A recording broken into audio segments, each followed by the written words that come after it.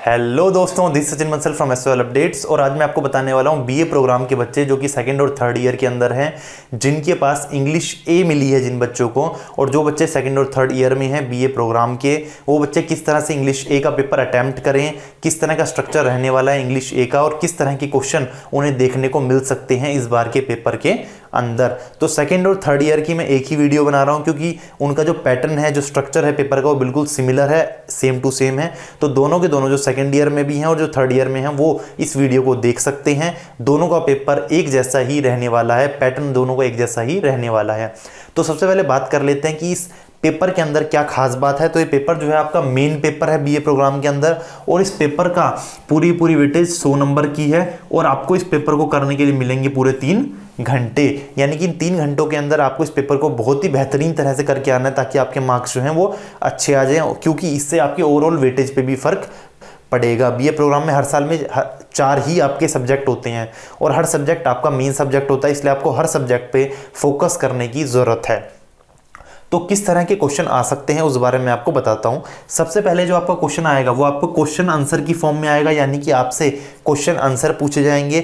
जो चैप्टर आपने पढ़े हुए होंगे सेकेंड ईयर में, जो आपने चैप्टर पढ़े हुए होंगे थर्ड ईयर में, उन चैप्टर्स में से क्वेश्चन आएंगे। वो क्वेश्चन कितने आएंगे, कैसे आएंगे, वो क्वेश्चन जो हैं वो आपके 5 क्वेश्चन होंगे और हर क्वेश्चन 3 मार्क्स की वेटेज रखता होगा। टोटल आपको 15 मार्क्स के क्वेश्चन अटेम्प्ट करके आनी है। यानी कि आपको टोटल कितने क्वेश्चन करने हैं, 5 क्वेश्चन वहां पे करके आनी है। लगभग 7 से 8 क्वेश्चन आपको प्रोवाइड होंगे, उनमें से 5 क्वेश्चन आपको वहां पे करके आने हैं। सेकंड क्वेश्चन आपके लॉन्ग क्वेश्चंस पूछे जाएंगे, यानी कि अगर आपने चैप्टर पढ़े ही हैं ठीक से तो आपको पता ही है सारी चीज़ें, और जब सारी चीज़ें पता है तो शॉर्ट के साथ आप लॉन्ग क्वेश्चन भी अटेम्प्ट करके आसानी से आ सकते हैं। वो आपसे 2 क्वेश्चन आपसे पूछेगा, और 2 क्वेश्चन, एक क्वेश्चन की वेटेज होगी 5 नंबर, यानी कि टोटल 10 नंबर की आपके लॉन्ग क्वेश्चन तैयार हो गए। यानी कि अगर आपने ठीक से चैप्टर पढ़े हैं, तैयारी की है, तो 25 नंबर तो आप कहीं भी आपके गए नहीं है। 25 नंबर तो बिल्कुल आप सेव कर लेंगे पहली ही बारी में। तीसरा जो आपका आएगा वो आएगा अनसीन पैसेज आएगा। अनसीन पैसेज क्या होगा, अनदेखा पैसेज होगा, आपने अभी तक देखा नहीं है।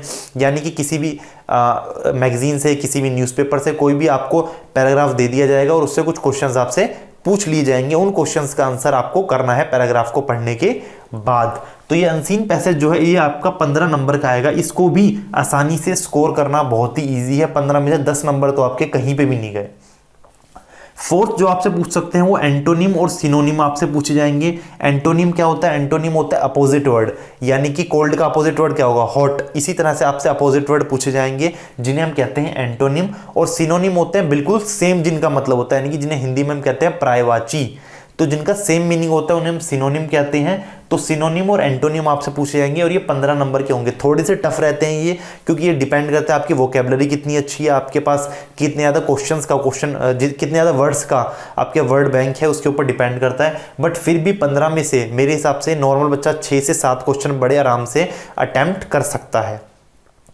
इसके बाद आपकी प्रीपोजिशन, आर्टिकल्स और WH फैमिली के क्वेश्चन आएंगे, और ये तीनों क्वेश्चन 15 से 20 मार्क्स के अंदर आने की पूरी उम्मीद है। यानी कि 15 से 20 मार्क्स में प्रीपोजिशन, आर्टिकल्स और WH फैमिली के क्वेश्चन आपसे पूछे जा सकते हैं। नेक्स्ट आपसे छठे में पूछ सकता है वो राइटिंग स्किल आपकी चेक करेगा, और इस राइटिंग स्किल में आपकी इनफॉर्मल लेटर आपको लिखने के लिए बोलेगा। इनफॉर्मल लेटर दोस्त को लिखा जा सकता है, रिश्तेदार को लिखा जा सकता है, जहाँ पे आपने कोई फॉर्मेलिटी नहीं करनी, बड़े ही प्यार से आप बात कर सकते हो।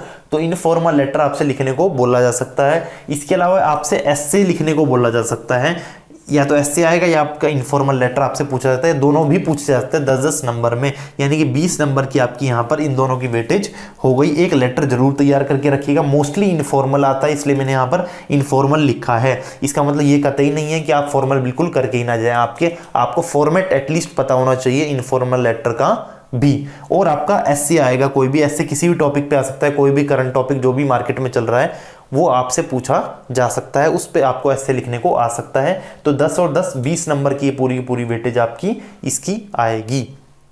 तो आई होप आप लोग समझ गए होंगे इस पूरी चीज़ को देख के कि किस तरह का आपका इंग्लिश का एग्जाम का पैटर्न रहने वाला है और किस तरह से आपको तैयारी करनी है। अगर आप लोग सोच रहे थे कि ईजी पेपर है तो इसको देखने के बाद आपको समझ में आ गया होगा, अगर आप सोच रहे थे टफ पेपर है तो इसे देखने के बाद आपको ये आइडिया लग गया होगा कि कितनी तैयारी मेरी हो चुकी है और कितनी तैयारी मुझे करनी है, कितनी बाकी है, किस तरह से मैं पेपर को अटेम्प्ट करूं कि ज़्यादा कम से कम टाइम के अंदर मैक्सिमम स्कोर मैं कर सकूं, और उसके बाद कितना मुझे टाइम मिल जाए एक बार अपने पेपर को दोबारा से गो थ्रू करने के लिए।